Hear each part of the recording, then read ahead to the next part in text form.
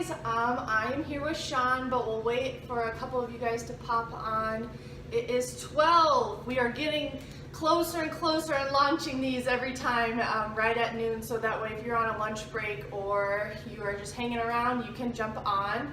I hope everyone had a great weekend. Just a recap from the weekend, we had a tasting here from CK, which went phenomenal. Thank you to everyone who came out.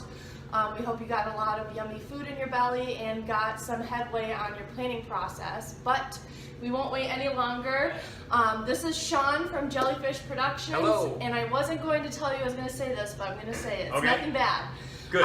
So a year ago, I actually met Shawn here at Stonegate at a Young Professionals event. Yep. And shout out to Brittany for introducing me to Shawn, because without you, this wouldn't have happened. But Thanks, Brittany. Thank you. I remember thinking after that day, I was like, I hope I get to work with this guy sometime. Awesome. And here we are, almost a year later, and I thought that was super cool because I didn't know I was going to be here, and we are now a year later doing this. It was like it was really, spur of the moment type thing, and random how we just kind of ran into each other. Absolutely. And then I'm so happy you got this. Absolutely. And this worked out. So yeah, this was really great, and then this is what we love doing. Awesome. So first question, when did you start DJing? We'll go right into it. Yeah, so, really DJing about 12 years ago is when I started. When I was working in radio, I was about 20 years old when I started. Okay. But if you really want to go way back, so my parents actually owned a bar when I was like 5 years old, and people tell me all the time that the reason why I'm good at like reading a crowd or playing music for people is because when I was 5, I would literally go to the jukebox, and it was a jukebox, and if there's more gals in the joint, I would play, to cater to them. Awesome. If there's more biker guys in there, I'd cater to them. Read the scene. So I was DJing really since I was 5 years old, but professionally getting paid for it when I was 20, so about over 12 years ago. Oh my gosh. So when did you just start to open your own business, and why? Why did you decide to launch Jellyfish Productions? Yeah, so I launched Jellyfish Productions 2 years ago, coming up on 2 years ago, so we're still really young in the business world, but I've been doing this for over 12 years when I was working in radio. So I decided to launch my own company because I just kept getting people asking me to DJ. So I was in radio for 10 years, long story short, and I kind of got burned out in the industry. And then when I decided to leave, every year, just people, like at least 10 to 15 people would tell me like, hey, can you DJ my wedding? Can you DJ my special event? And I just kept turning down all these opportunities. And one day I had a guy randomly message me, he was a former listener, and he just said, hey, can you DJ my wedding? I said, why am I turning down all these people? Why don't I take advantage of this? So I just kind of spurred of the moment. I was like, well, let's roll with it, and it exploded. So that's fantastic. So then my question, and I know a lot of people are asking, why the jellyfish? Yeah, so I know there's no jellyfish in Michigan. I totally understand that. So JellieBean was my radio name. I got that nickname back in high school. Can you tell us why? Is it allowed? Yeah, that's totally. Yeah, it's nothing naughty or anything like that.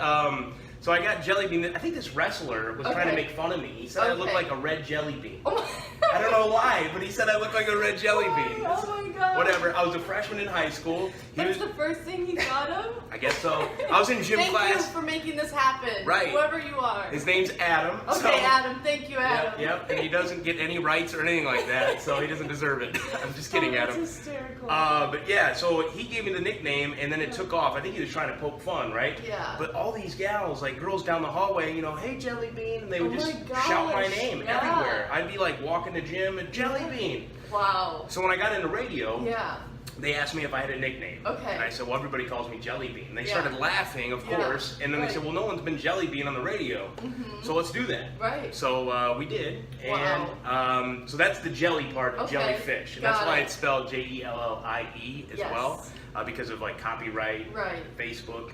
Wouldn't allow me to be JellieBean, so I spelled it with an I-E. There you go. Right. Different, you're unique. Exactly, so that's why it's Jellie. Now the fish comes from when I was in radio. One of my big passions is producing commercials, like audio branding, jingle packages, things like that. And the guy that really helped me and mold me into producing proper commercials, making it sound big market, his radio name was Catfish. Okay. So when we were like thinking about the company, I just randomly said Jellyfish Productions, and I was like, oh my goodness, that sounds great. There you go, the birth of the company right there, guys. Yeah.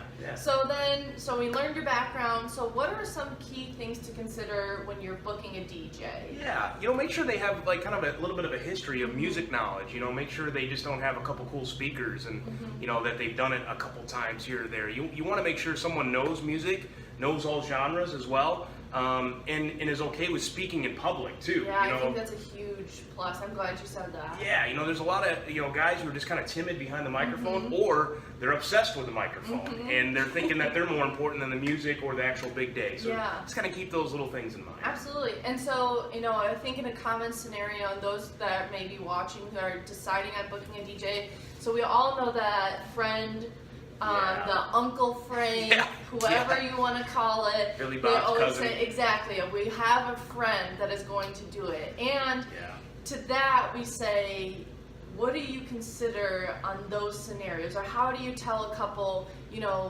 that friend may be great, but this is why you may want to consider booking a professional? Sure, yeah. So if your friend really does have a business and they really do it, full time or even almost close to full time, then absolutely go for it. They're your friend.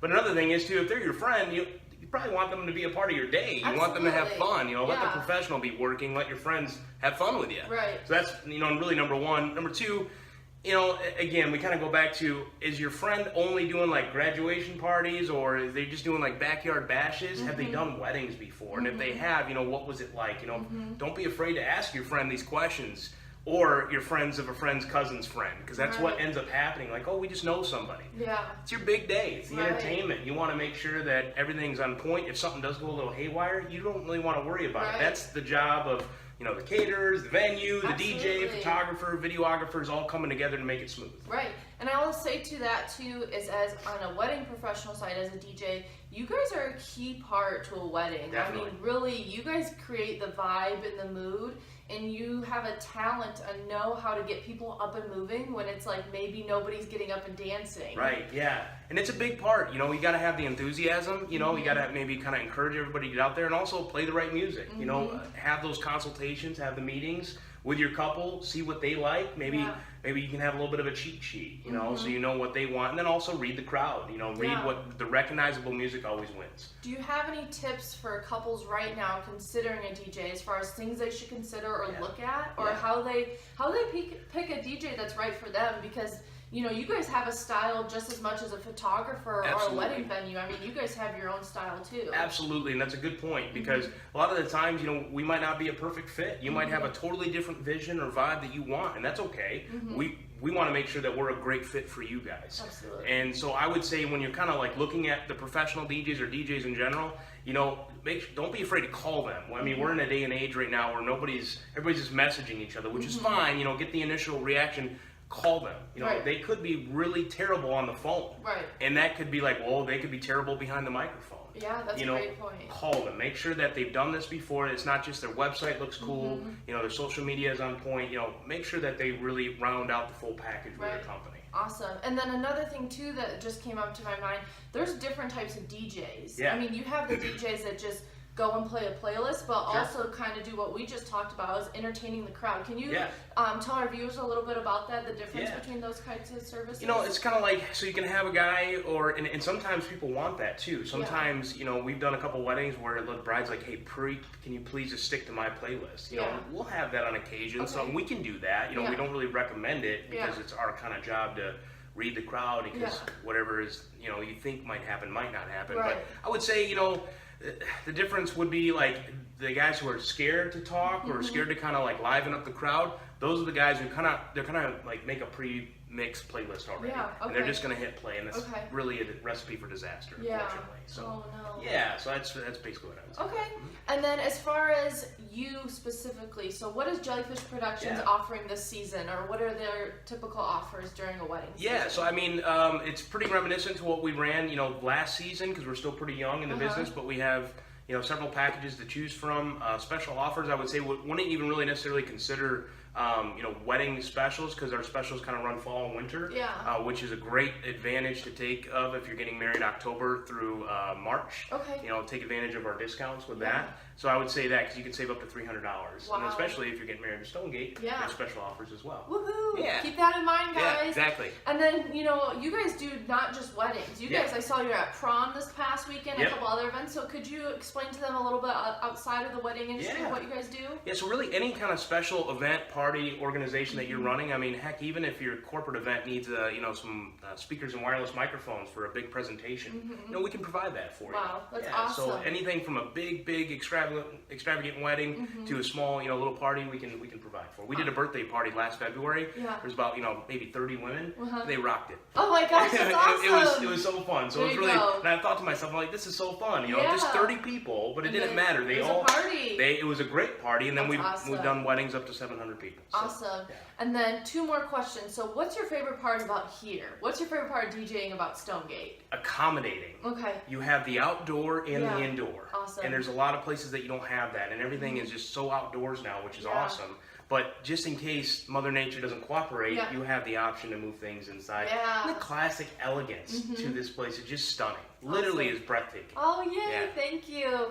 And then finally, how do we get a hold of you? If there's somebody watching this today, right now, or even a couple days from now, and they're like, I need Shawn at my wedding, how do they get a hold of you? Get a hold of us sooner rather than later. I mean, we've already got 15 weddings booked up for 2020, so we're starting to book up pretty quick. So you can, a lot of different ways. Jellyfish Productions, it's Jellie and then FISH Productions. You can hashtag us. You'll see a bunch of, so Facebook, Instagram. Perfect. Call, even if you're a little scared, call 269-377-1674. And our website is jellyfish.productions. There's no .com. It's just jellyfish.productions. Awesome. All right, Shawn, I'm so glad you came here today and spent this Monday with me at Mondays at the Manor.